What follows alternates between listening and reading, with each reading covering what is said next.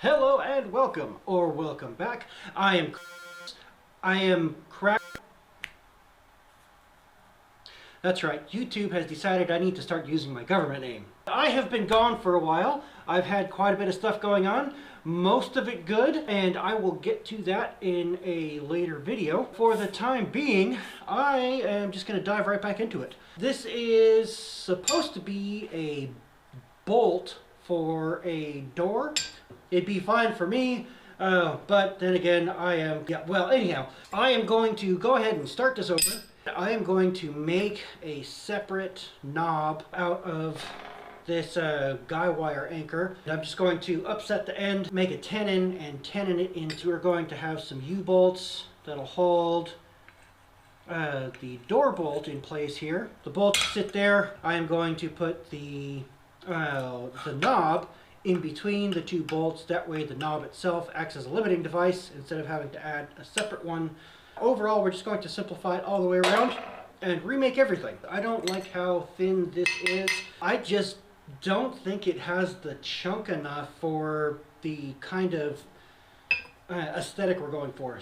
In lieu of going out and buying some very expensive 3/16 plate or 1/4 inch plate, I have some drill stem I'm going to cut up. We're going to flatten it out in the forge. That'll give it some character and some texture to it. And then we're going to basically just start this entire project over. And just quick note, I am going to take the galvanizing off of this before I put it in the forge. So please calm your... Okay, since we're trying to upset the end, we only want just barely the end heated. We are going to lose heat pretty quick because it was in the low 30s last night and it is still in the 30s now. Originally I wanted like an 1.5 inch knob on the end. That's kind of what I'm going to try to go for today. So this stuff started as 1 inch, so we really don't have very far to go.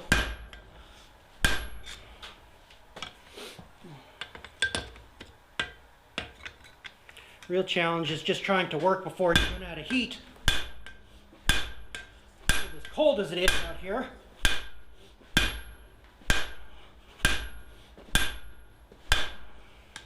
And I'm really trying hard to make sure I'm driving down through the work and through the anvil.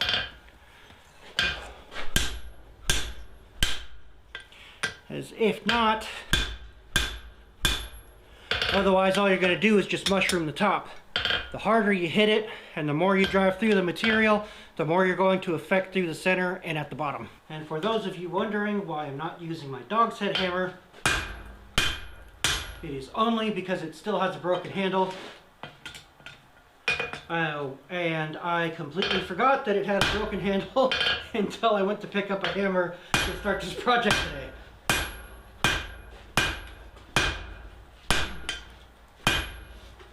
I think we're pretty close now to my 1.5 inch target, or not. I've got this crooked. Well, it's a little on the cold side. You can kind of fix that, get it up on an edge, strike it down diagonally.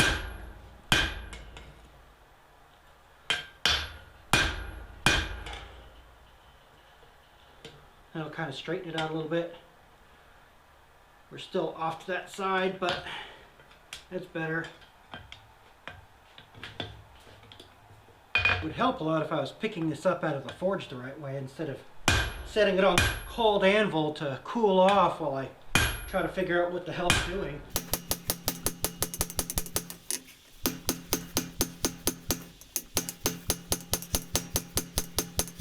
And here I'm just trying to spread it. I'm not so much trying to upset it.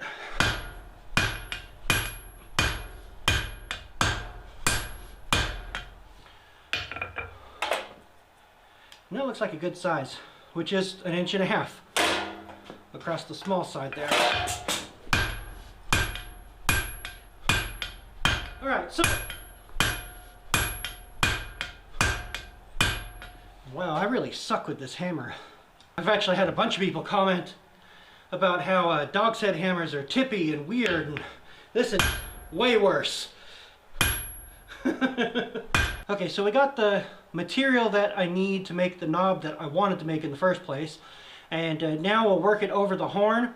So we're going all the way over to the end of the horn here, going just about up to the flared part. Trying to go more or less where I want the fuller end to start for the back side of the knob.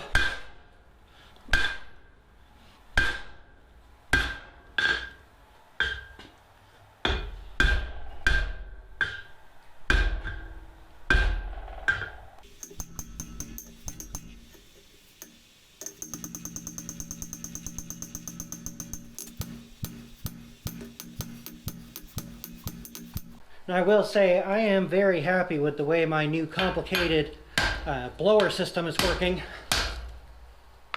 I need to make some modifications to the forge itself, but if you watch those videos, I'm very happy to have a switch to turn the forge on and off with.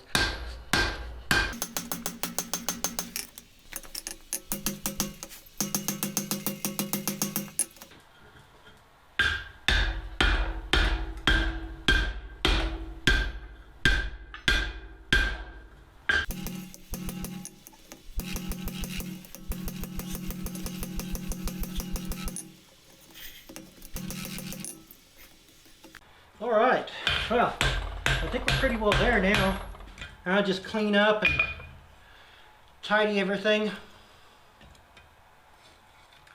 Maybe flip it around and draw out the other end so I have some material to hold on to.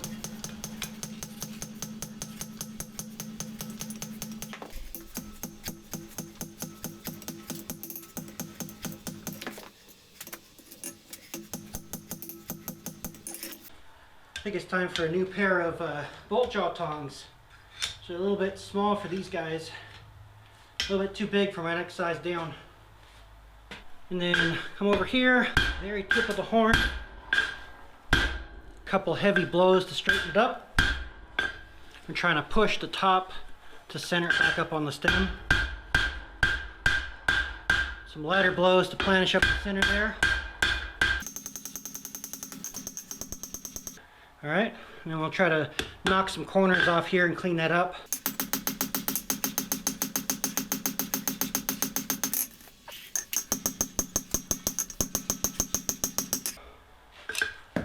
So we're mostly just trying to get a round profile on the knob itself. So I was just trying to figure out what ways I can make that happen without having to pull out a die or anything, which if I had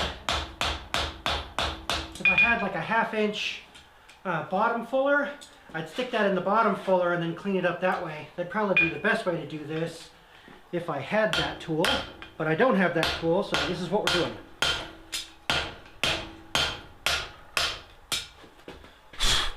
Alright, so I think this is a pretty good dimension. I'm not sure what our size is, but it looks like what I'm after. So I'm going to pull out the guillotine and we're going to butcher down the tenon. Oh, you're kidding me.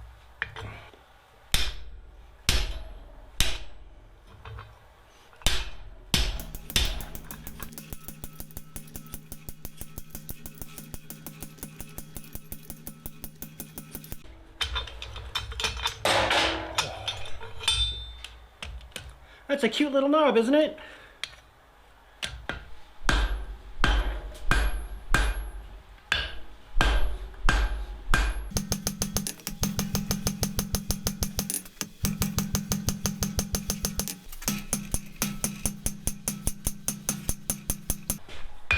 Okay, and right now, all I'm trying to do is draw out the other end far enough that it'll go across the anvil, so I can work across the face on the knob without the tongs getting in the way.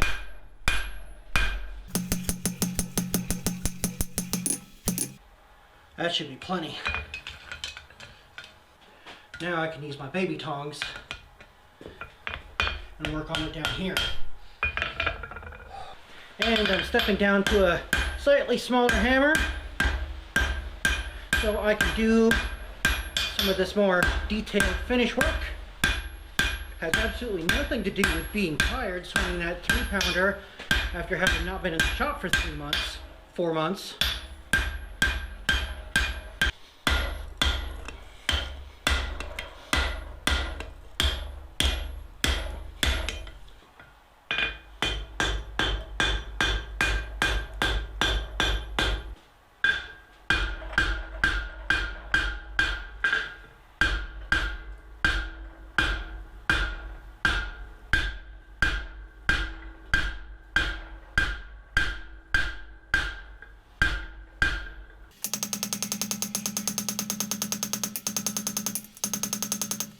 In lieu of the appropriate size fuller, I'm using this U-bolt. I am going to set it up here and hold it in place with my hold down. And I can use that to bottom fuller the knob.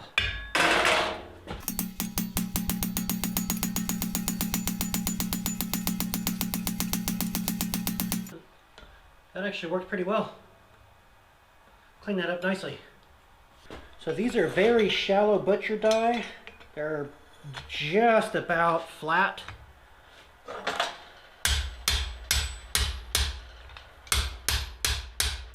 I'm making sure to pull the work into the die to keep it flush.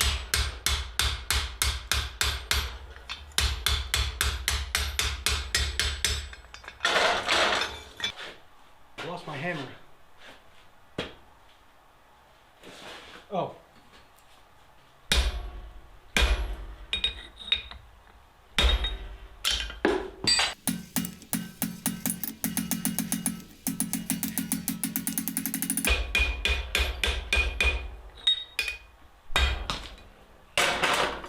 The last step I'm going to do is whatever cleaning up I need to do on the rest of that tenon so that it will fit through this thing that I'm going to use as a bolster plate.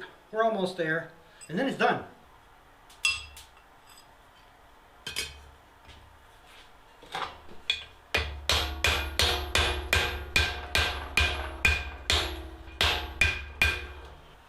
Alright, I think the rest of that's going to have to get cleaned up with a file. I think it's cute. I think it was way too much work, but I think it's cute. And we're making the bolt out of 1/2 inch by 1, so it's going to be pretty chunky looking. That's part of why I want to change the back plate as well. Planish it out, actually to add some texture. Like I said, all we're really doing is just planishing this down. We're actually trying to add a little bit of texture into it, so it doesn't look like this sterile machine-made thing. Going to lift up on it so that it is perpendicular to the inside face.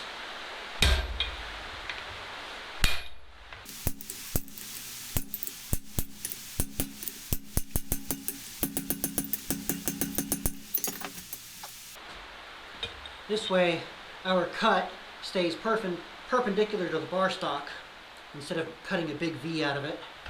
Of course, naturally I didn't cut it straight this way. I'm just realizing I calculated that wrong. I mean, we're fine, but we don't need any stick out on this end. Now that this end is nice and pretty, let's cut it off again, I guess.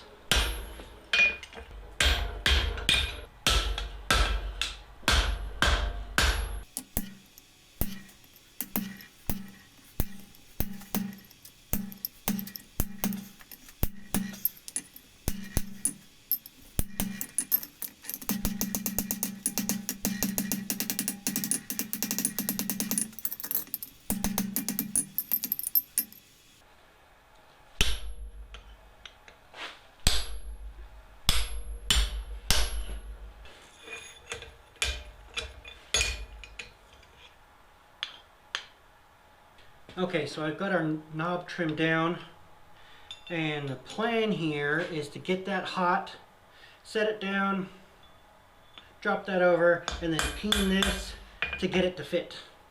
Also, I wish I would have left more tenon on there.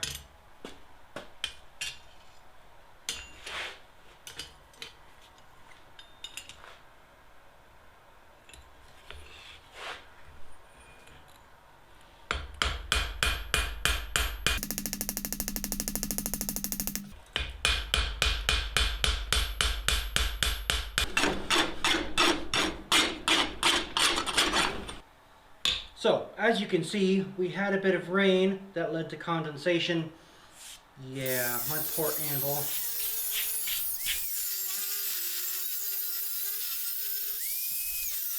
This one actually popped open, but usually the drill stem likes to pop shut.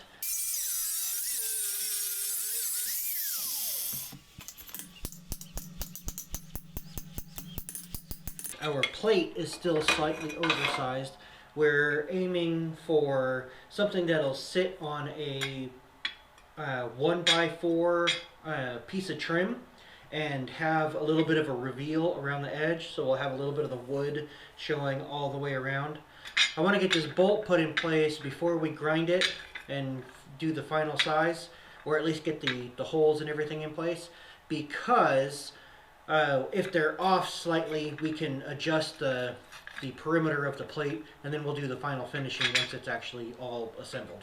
So we're roughly going to draw our lines on here for where I want this stuff to end up.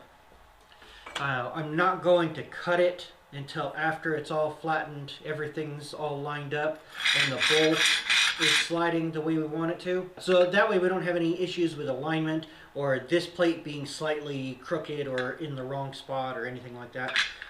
This is just a scrap piece of material. I'm just going to forge it out until it looks like about what I want. It's just probably going to be somewhere around 1/2 inch by about 3/16. Got one there. We'll have staple from there to there. And there. Make the staples, and then I'm going to drill probably like an 1/8 inch hole on either end of these slots, or I'm going to make a punch that will fit the staples, and then we will just peen them from the back to hold everything together. That's the plan anyway. We'll see how well that works. And the actual final width of this is not terribly important.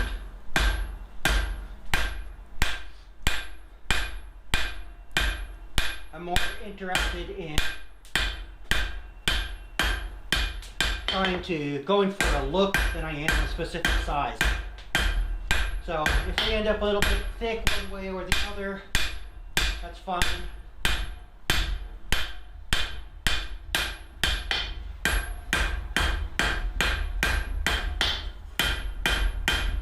I'm just using this piece of 5/8 brown stock as kind of a rough gauge for what I'm going for. Yeah, I think we're just barely going to get 10 inches out of that. And I know somebody out there in the comments is going to be deeply emotionally hurt that I haven't taken the rust off of this before I started working. So this is for you.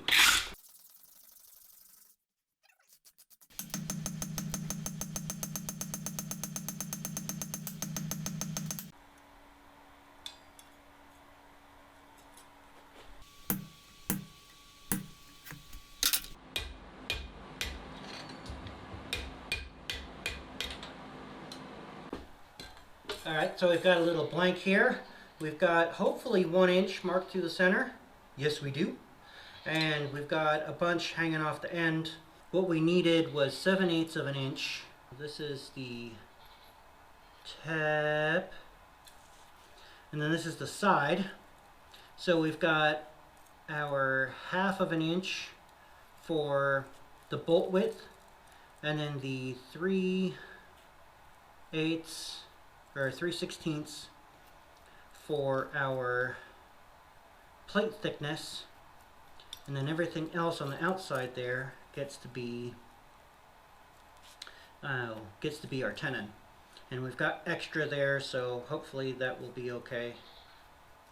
So I'm going to pull out the guillotine, and we're going to guillotine squish down the ends to make a tenon. And then I'm going to try to bend it up using my V-switch. You're really just trying to save me having to file these tenons in. We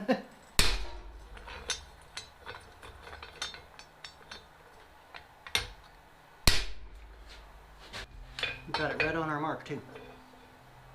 I was not expecting that. And I just realized I messed that up.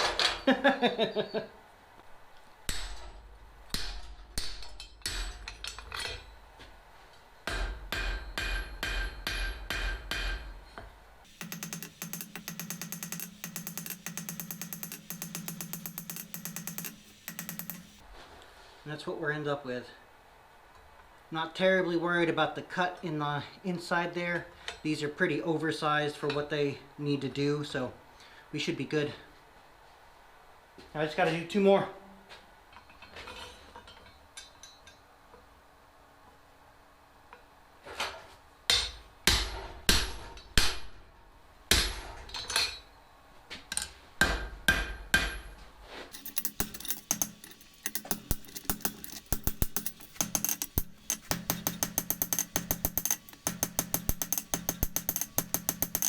Okay, so the plan is going to be, I set this down on the swage.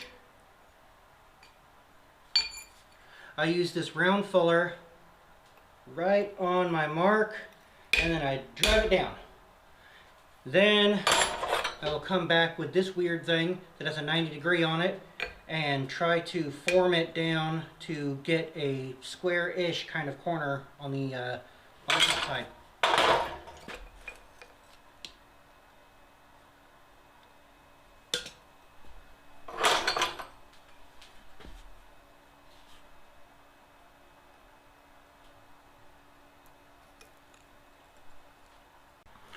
Okay, so that went quite well. I got a nice square corner, and the battery died right as I put the tooling up to it. So, yeah, fortunately we've got a bunch of these to do, so we get to try again.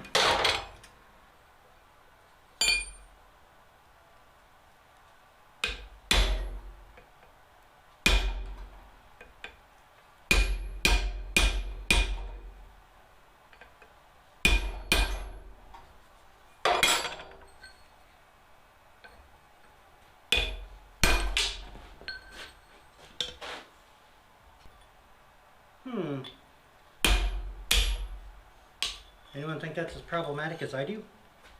We do still have quite a bit of room to maneuver this. Let's just do this with a couple pairs of tongs.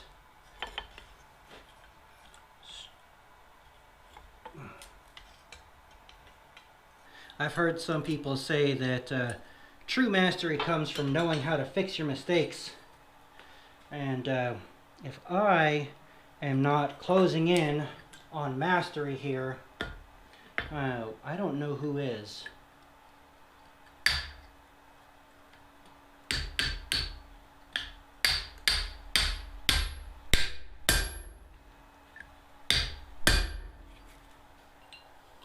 Bloop.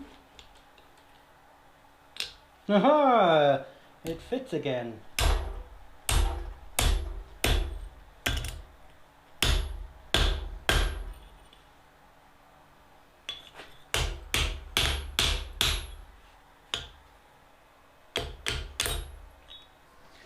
This time, in the interest of science, I want to try going straight to this V-fuller.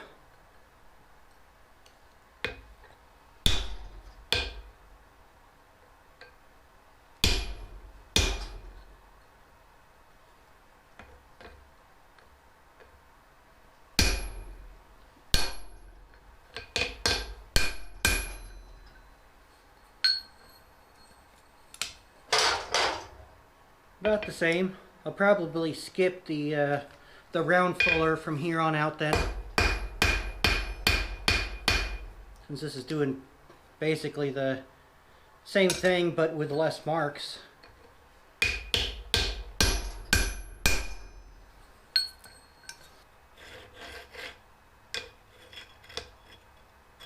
Yeah, for some reason my marks aren't in the right spot. I'm not sure where I'm losing material, but I am losing width.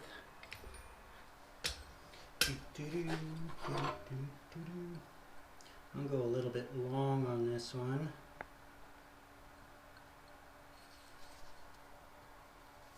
See if we can't fix our length issue.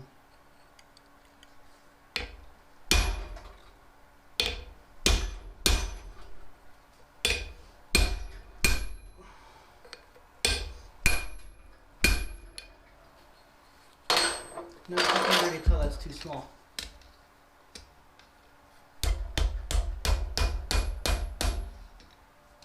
That maneuver probably didn't help any.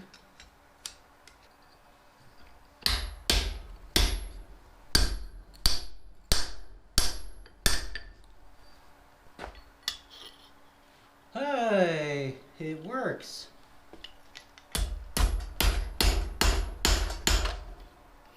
We're a little bit short on this side, which is probably the side where I tried to tweak the punch over so that the toppet fit. So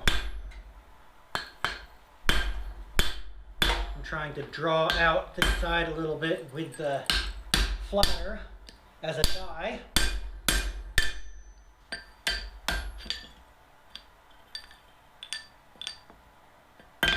I think that worked.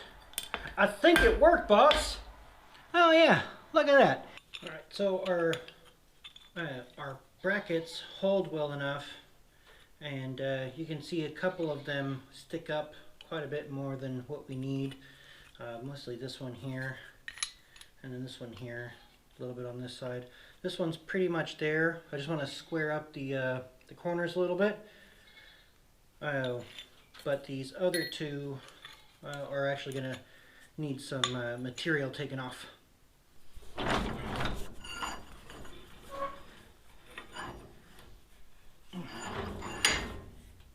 I'm mostly just going to use the bolt itself as the guide.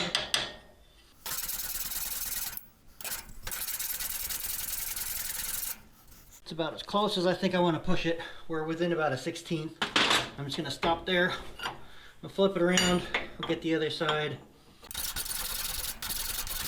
We've got the corners squared up. Now I've got to trim them down to length. I already did the other two. Got a little bit ahead of myself. Still got a little bit of cleanup to do, and then we can start doing the layout and drill some holes for the backing plate.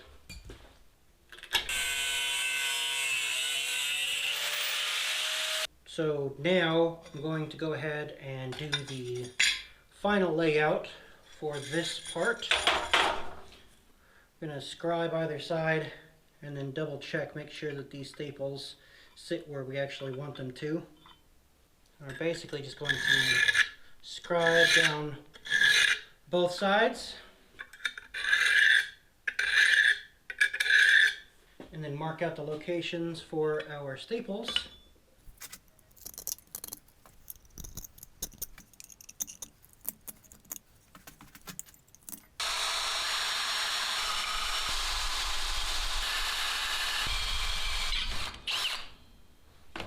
We are ready to start getting that hot and then punch some holes. I have here an old farrier spritchel that should actually work pretty well.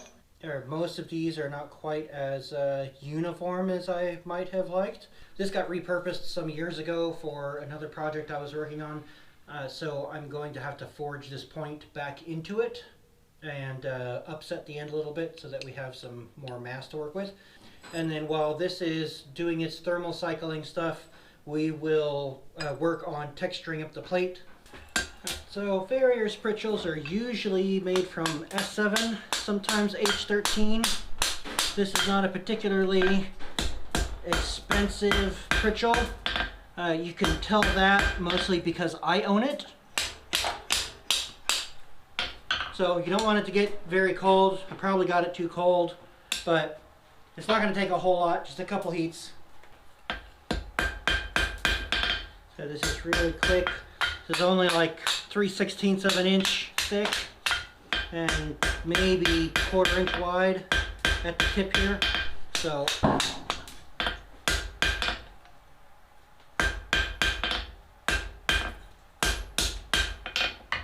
Get it hot one more time, hot rasp, and then we'll let it thermal cycle. So being S7, all we got to do is get it hot, let it cool off, and then you'll usually temper it. I don't usually temper these just because of the fact that they're usually in hot material and they kind of temper themselves. So.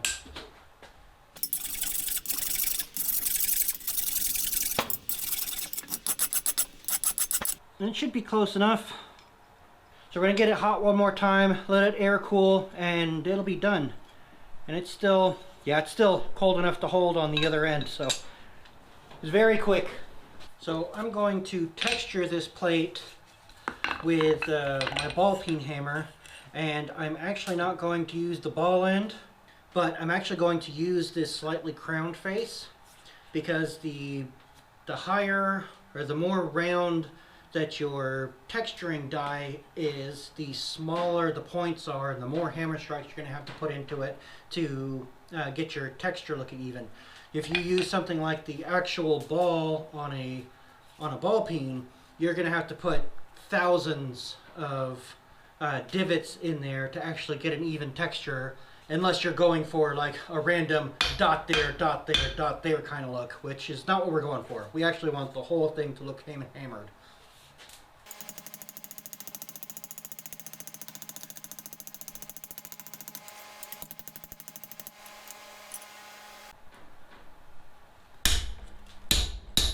Woo, that's warm.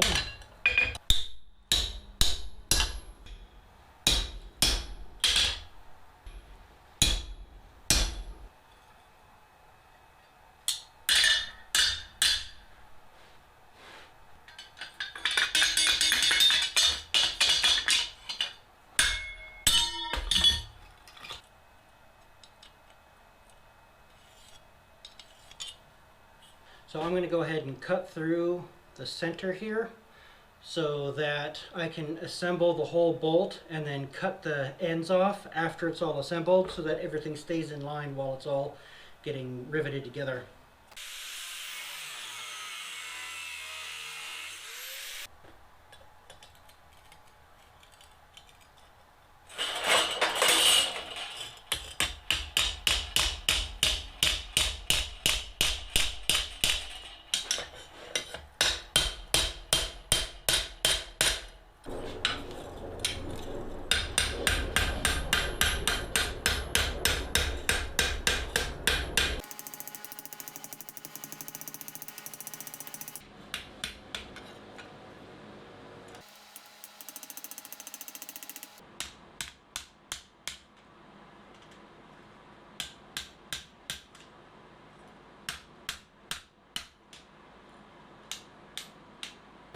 Okay, so slight oopsie in that, you know, we just had a major component fail.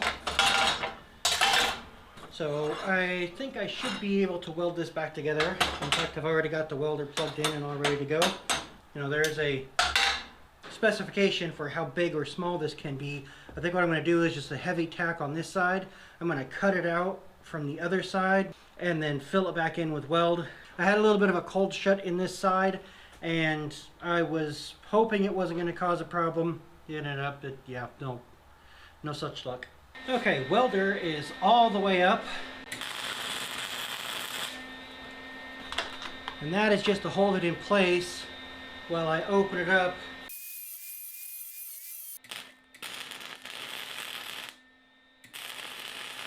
And cut the other side back out.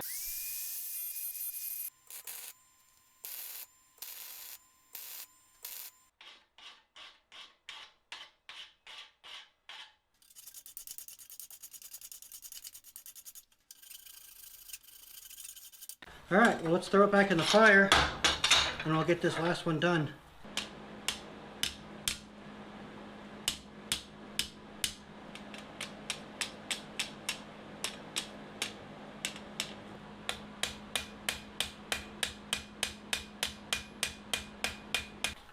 Alright, so it is together. The bolt is free. And it's all in one piece still all aligned. I'm going to go, we're going to measure out from the retainers, grind the perimeter down so that it looks symmetrical around the plate, or around the bolt.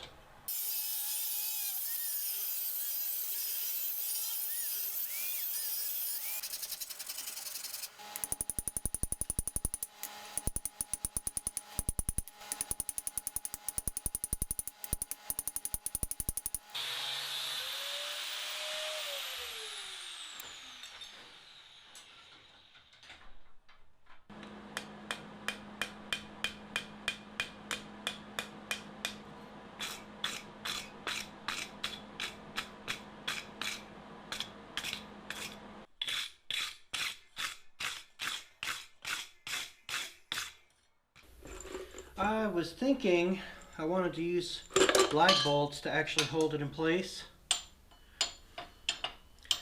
And these won't look too bad, but these are 5/16 lags, which seemed a little big, but I guess it's actually going to work okay. I am going to clean these up and pretty them and actually turn them into square heads, so the heads will actually be quite a bit smaller than they are now. But that is for later, probably not today at all.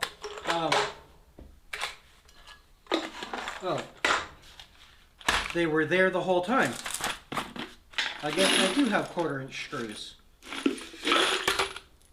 So, alright, I guess we're drilling 1/4-inch holes. And actually, I just realized I'm going to need myself a 1/4-inch bolster plate, so I'm going to go ahead and drill some holes in this piece of spring. Ooh.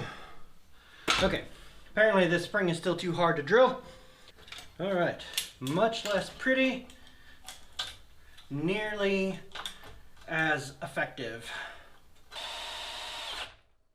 Give it a little bit of wiggle, because we don't want it too hard to get those in there.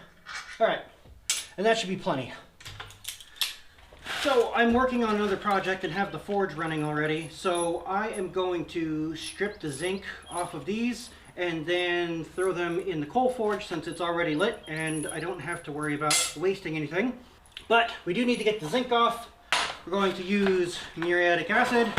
You need a glass container. This is very important. A glass container that is dry and doesn't have any pickles left in it.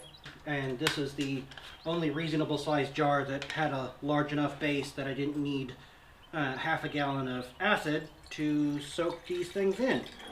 Now, of course, you do want to do this outside because you don't want to have the fumes rust everything in your shop.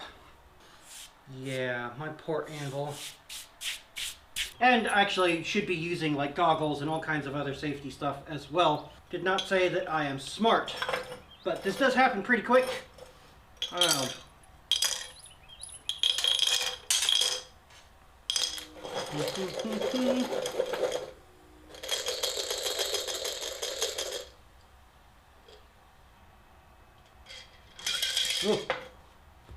Alright, I can't hold my breath anymore. I gotta go outside.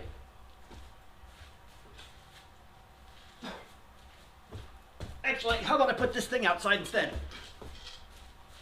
Okay. Crap, why did I bring this back inside?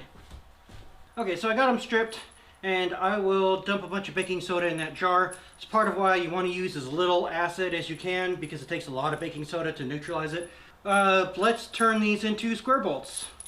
And you want to be really careful with these, how you pick them up, because you can destroy the threads on them pretty much instantaneously.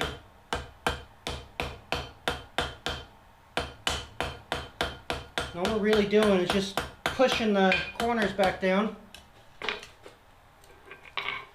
And then we take our bolster that we made.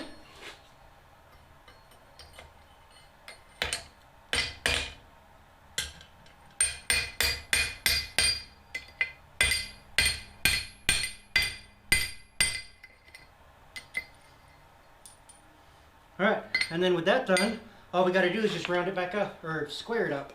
And then just a little dink dink. Get it vertical.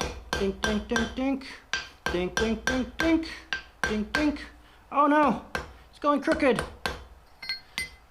Then we got to go back. Flatten it up.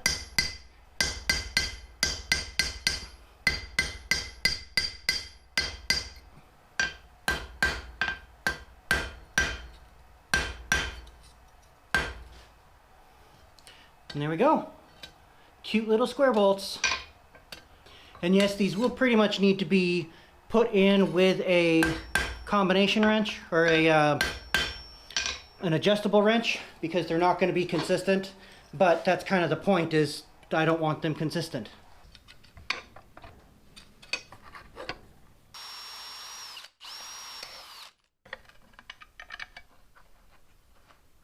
Well, this This is apparently going to take all day.